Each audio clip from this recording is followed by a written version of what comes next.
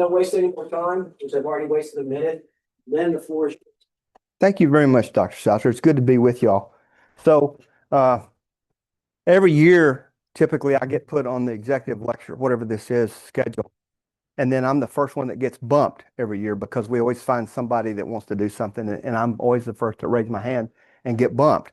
So we rock along, and I look on the schedule, and I'm April 1st, and it's April Fool's Day. Today's April Fool's Day. And so I think, okay, well, who knows what's going to happen? And about 2 weeks ago, I met, have I been bumped yet? And they said, no, you've not been bumped. And I thought, well, I better start putting together some thoughts. So I started about 2 weeks ago putting together some thoughts, and I want to share those with you today. And I want to do it. I don't know if y'all have any idea what a book report is, but I did a tremendous amount of research for y'all, and I want to do nothing but present the findings to you today, if that's okay. Can I do that? So no, nothing formal. I just want to share something with you and I learned a lot putting this together. And also because I'm a capitalist, I have in my hand 8 envelopes. Every one of these envelopes has United States currency in it. One of these envelopes has a Benjamin in it, which is a $100 bill. So what I'm going to do when we're done, I'm going to ask if anybody's got any questions. And the first 8 questions I get, if they're pretty good questions, I'm going to give you one of these envelopes. And then I'm going to wait till you all get those 8 envelopes, and then it probably won't be any more questions, but if they're all answered. But then I want y'all to open your envelopes, and I want you to tell me who's got the $100 bill. And once again, there's money in every one of these. Now, is that not buying participation? Anyway, all right. So remember, this is nothing fancy, but I'm excited to share this with you. And I've got a lot of really cool notes, and I'm going to just kind of tell you from the heart. And I want to begin by telling you 45 years ago, I graduated high school with 15 people, real small little town. And I came here as a freshman to what was then North Texas State University. So I go from 15 people to my freshman biology class had 200 in it. And so I'm living in Kerr Hall. I was one of the early ones that got like the 5th floor in Kerr Hall. So can you imagine being here 45 years ago and that building's still here? I mean, I don't know. I think it was kind of new back then. But so I'm in Kerr Hall, and so I'm right where you are. Imagine, I mean, all of you have different stories. And I want to talk to that some today, but all of you have different stories, and all of you come from different places. And so here I was growing up in a real small town north of here, graduating high school. We couldn't even date the girls in our class because they were like sisters, because we'd started school with them. We had to go like 2 cities over just to find somebody that would, you can't date your sister or somebody you went to school with. So anyway, that's kind of where I came from. And so you throw somebody like me in that environment in this university, and I didn't do that well. I was just kind of here, and I kind of stayed back in the shadows, and I listened to people teach. But I was probably went all the way through college and really only had one good conversation with one professor that I really thought benefited me. I was just kind of here, and I did what I did, and I got a degree, and I got out of here. So it's with that background that I want to share what I want to share with you today. So click. Isn't it magical? I say click and it changes. So this is what I came up with the idea. I thought, okay, you're old, you've been in the business world a long time, and you know a lot of people. And so I thought what I'll do is I'll be an aggregator. And so I'll aggregate the wisdom of the very best people I know. Now that's kind of a nebulous concept. The very best people are the ones that have accomplished the most, or the ones you look up to the most. But anyway, I thought I'm going to do it. And so I did. So I didn't go broad. I went very selective. And what I did was I chose 10 people. I thought of the people I knew. I looked on LinkedIn. You can go to LinkedIn and you can see. And I don't know how many, there were like nearly 2,000 people on LinkedIn. So I sat there and I literally went through every single one of those people looking at them. And I did this for you. And I pretended that I was you, and I was here 45 years ago, and I was in this class, and I wasn't sure why I went to college. I had to go to college. My mom and dad said, you're going to college. So I'm in college, and I'm getting a degree, and I want to accomplish something. I don't know what I'm wanting to accomplish. I mean, you graduate high school with 15 people, and they throw you in this environment, and you could drink at 18 back then.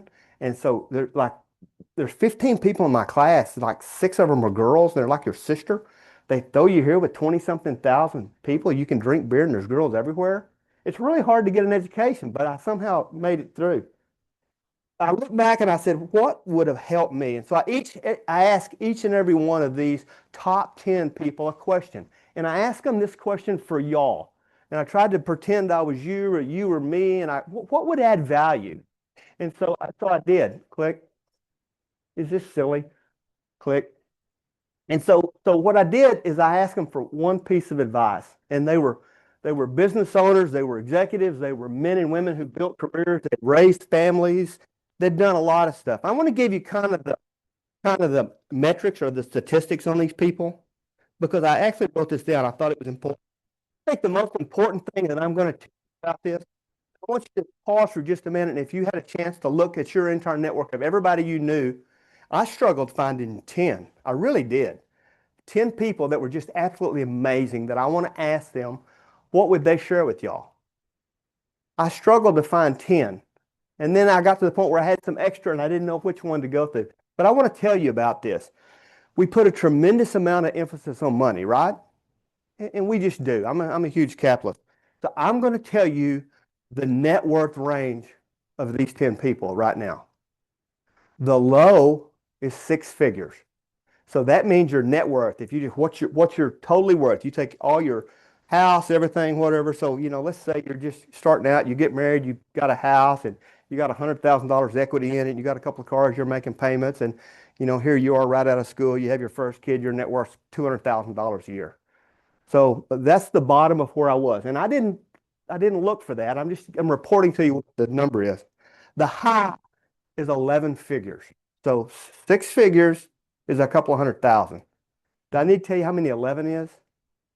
It's in excess of $10 billion. So these people that I queried, they go from a few $100,000 to an excess of $10 billion in net worth. Now, I didn't pick them because of the money, but that's what it is. The average age was 66. The youngest was 36. The oldest was 81. I had one MD, one PhD, two JDs, a college dropout, a couple of MBAs, and I'm not really sure. Okay, where we are.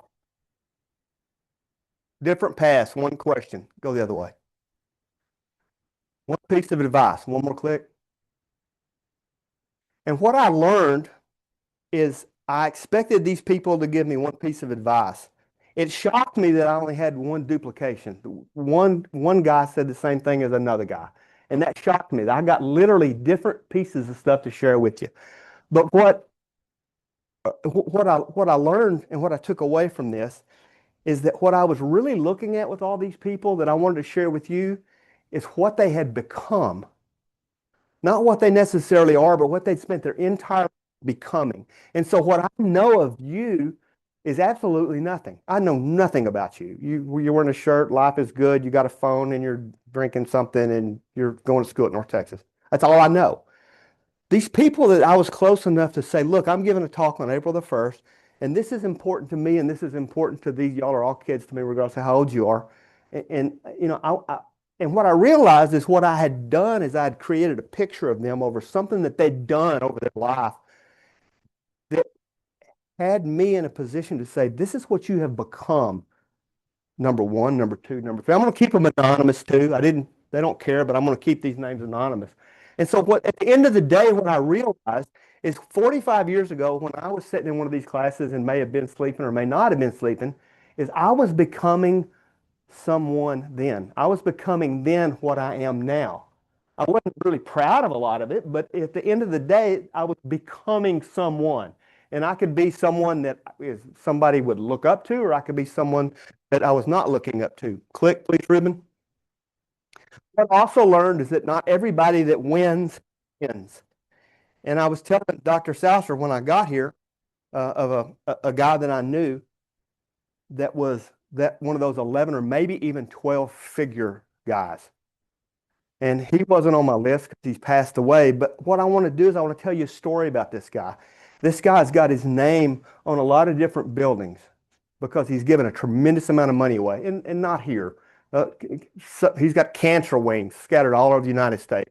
Very, very wealthy guy. When he died, one of the key things that came out about his death was that his three children were suing him when he died. He'd been through a couple of different marriages and he was worth hundreds of billions of dollars and he'd set up trusts and he'd tried to do all this stuff. And at his funeral, all the kids couldn't even be there because the lawyers told them they couldn't because they were suing him. And I thought, and that may be cool in some of your worlds, or I'm sure it's not, but I thought to myself, I don't want to become that person. So what I took from that is not everybody who wins wins. And so I thought this was really cool. And after I picked my people and I looked at them, I thought, you know what you've done, Lynn, is you have chose people that are worth becoming. You have chosen people subconsciously that you look up to that are people worth becoming, people you would mirror your lifestyle after, people that you want to be like for some reason or another. And interestingly enough, they were all chosen for different reasons. And so with that, I'm thinking, click for me one more time. Now back up. I want to go ahead and go through the list of the people. People that I learned are worth becoming after 63 years of life, 45 years left here, and I get to go out to my network of people. Some of them I know very well, some of them I don't know that well, but they are willing to share this with y'all. And so that's all. I'm the aggregator of this wisdom or this information. Click. So what I want to do is I want to go through these 10. I have the actual answer here. This is AI made it short. Okay. So we're going to do a little of both. Is that cool? I don't want to go too long either because this is going to be quick. And what's interesting, put them in this order. So I loaded all these in, it wasn't chat, it was Claude. I loaded all these in Claude and it gave me this order and I have no idea why it gave me this order, but we'll just see what it is. Become coachable. So one of the people that I look up to the most said, one piece of advice, be coachability lives at the intersection of competitive drive and humility. It's what makes you attractive to the people who can positively influence your career. It will carry you beyond the plateaus you've already prepared to reach and to higher ground. Some people gave me a 2-word answer. Some people gave me 2 paragraphs. This is kind of in the middle of the road. It will model servant leadership to those you direct and help them to elevate their game as well. And you'll never be smart enough or gifted enough to overcome pridefulness. This is a guy that I respect greatly. And so what he's saying is be coachable. Be coachable. But wait, does everyone need to be coached? He's a very good explainer. Michael Jordan was a pretty good athlete, yet he traveled with a personal trainer. Tiger Woods, which might not be an appropriate example right now, he was a pretty good golfer and he traveled with a golf coach. Jesus coached his disciples, but modeled coachability with his father. Be coachable. So what he says is be coachable. Is this too much detail? Do you want me to go through these faster? Click. All right. That was not a question. All right. Click. What good, or do you mean to say next, or you're good? Okay. Awesome. Effort creates opportunity. This person said, I'm honored to be on your list. If I had to give one piece of advice to a young person starting out, I'd share what my dad told me many times growing up. The harder you work, the luckier you get. Nothing massive there. You've heard that. Incidentally, that's the one that I got twice. The harder you work, the luckier you get. What looks like luck is usually preparation meeting opportunity. Next. Define your value. I want to spend some time on this one because this person probably went the farthest. This person went from absolutely started. I was somewhere the other day and they asked me if I grew up with a silver spoon in my mouth. And I said, well, yeah, probably because, my mom and dad fed me regular, etc. This person went the farthest. This person had the least opportunities because of the environment at the time. And he started the lowest you could have positively started and went to the highest peaks that could ever be. And it was because of one thing. He said, never, ever, ever let anybody tell you what you can't achieve.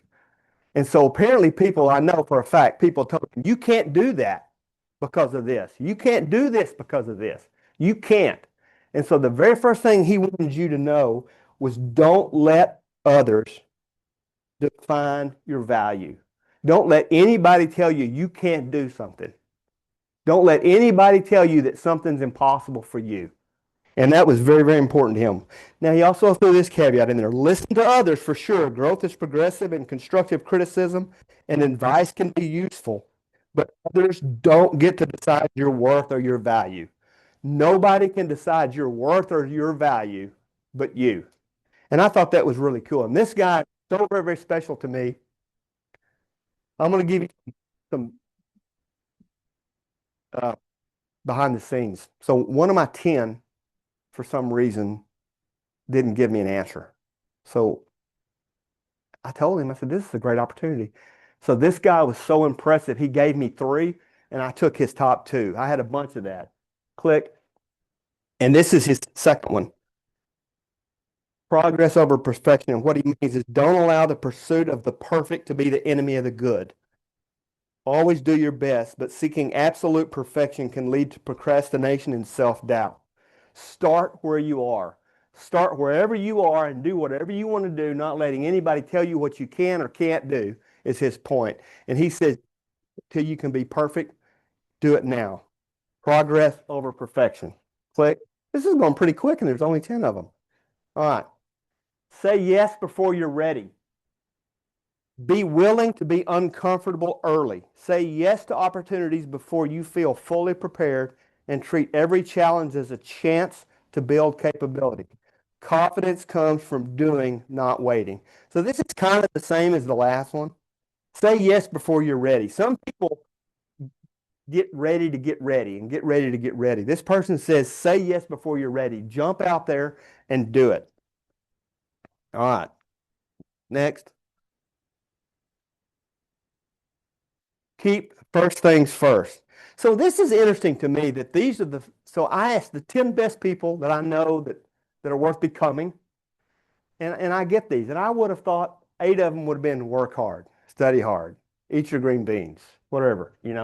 But no, they were so varied. And I think this is good. Keep first things first. If you can find contentment in God, family, and serving others, everything else has a way of falling into place. Work hard, stay creative, keep learning, and money tends to follow. But if money is what you're chasing for contentment, it's never going to feel like enough. Now, if I were you and somebody would have told me that, I'd have probably said bull crap on that. I'm sitting here doing this trying to make money, but there's wisdom in this, and I can attest to that. Work hard and pursue success. Remember my example of the guy worth 12 figures or whatever it is, and his kids are suing him? It's not worth it. Click. Reject limits. Never use the word I and can't in the same sentence. This guy quoted Philippians 4:13, can do all things through Christ that strengthens me. The definition of mediocrity is literally half the mountain. My dad always challenged me to climb every mountain and then the next one after it. Always go above and beyond what's asked of you. Do everything in life worth a humble heart. Reject limits. Pursue excellence. We're nearly done. This isn't so bad, is it? Click. This one was very interesting to me. Live with the future in mind. Ask yourself daily, how will what I'm doing today impact my future? And I was really not very good at this. This one was actually handwritten and given to me. How will your activity today affect your future life? He gave 7 instances. Education. So how will your activity in education today affect your future life? How will snap decisions you make today? How will relations with others? Excessive use of alcohol, excessive credit card use. Are your goals achievable? Good outlook on life. And I didn't make these up. These are just what people that I think that are worthy of becoming like told me. Next. Consistency wins. This is tireless work ethic. This reminds me of the first one that we saw. And once again, I'm just telling you what they're telling me. But it's kind of like the harder I work, the luckier I get. This person said, every successful person I've ever met possessed a strong, overpowering work ethic. They pursued success relentlessly, unmindful of the time of day or day of the week. I found that the harder I worked, the luckier I became. It's embedded in the core of every successful person I've ever known. Something else that I've noticed in some of these people, especially these people that said this particular thing, is they maybe felt like they weren't as smart as everybody else. And so a lot of them, they would put them in, they recruit. So, I mean, let's just be real honest here for just a minute. I mean, I went to North Texas State University, and you guys are at the University of North Texas. This is not Harvard, and this is not Yale, and this is not Stanford. And so if one of you gets a great opportunity and with a Harvard graduate, a Yale graduate, and a Stanford graduate, you're just kind of looked upon as maybe not quite as something. I don't know what the word is, but I mean, you went to, what do they call it, a bi-directional college? That north-south, like Southwest Texas, north directional college. That's where that comes from. And so these people that I knew that were wildly successful, incidentally, none of these people went to Stanford, Harvard, or Yale. Uh, and these people felt like they were at a disadvantage and that they had to work harder than everyone else. And those were the people that, when I look back, were people worth becoming. Click.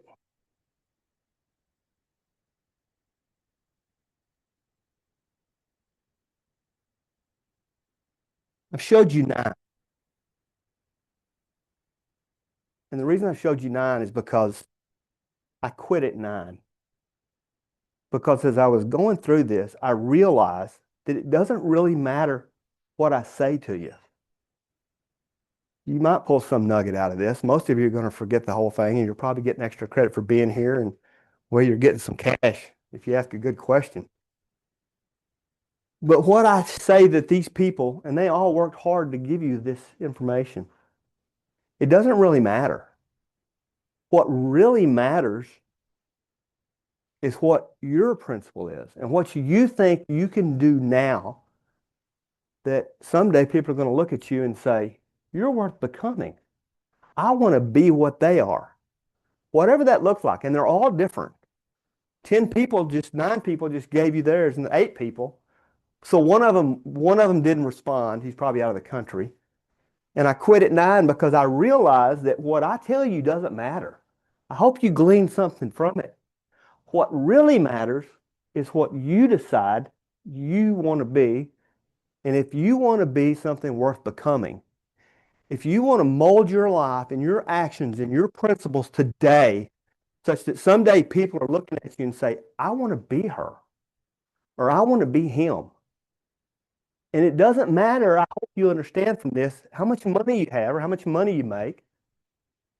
I mean, there was an 11-figure guy up here, but there were also 6-figure guys up here. So I think it doesn't matter. Maybe I skewed the data by the ages, 36 to 80 something. The average was 66. So maybe what you take of that is whatever you think you want to become. If you want to be somebody worth becoming, it doesn't happen in a day. Average life, 66 years, and they're all still alive. But they've become something worth becoming to me, and you can too. But you have to decide that. And let's call it your 10th principle. What is it? What will it be? I think that's our last slide, isn't it? But what I hope you get out of this is, at the end of the day, I think we all owe it to ourselves. We owe it to ourselves more than anything, is to be someone worth becoming.